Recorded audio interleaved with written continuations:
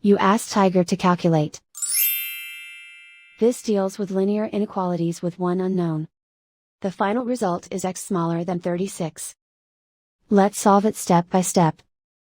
Group all constants on the right side of the inequality. Subtract 1 from both sides.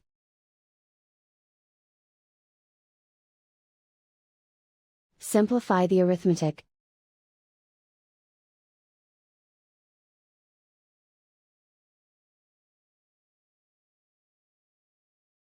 Isolate the x.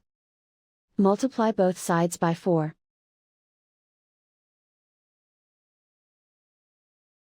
Group like terms.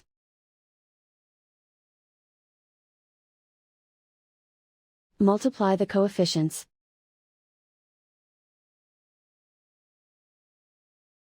Simplify the fraction.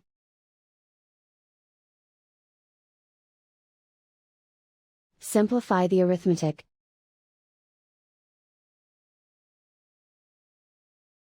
Plot the solution on a coordinate grid.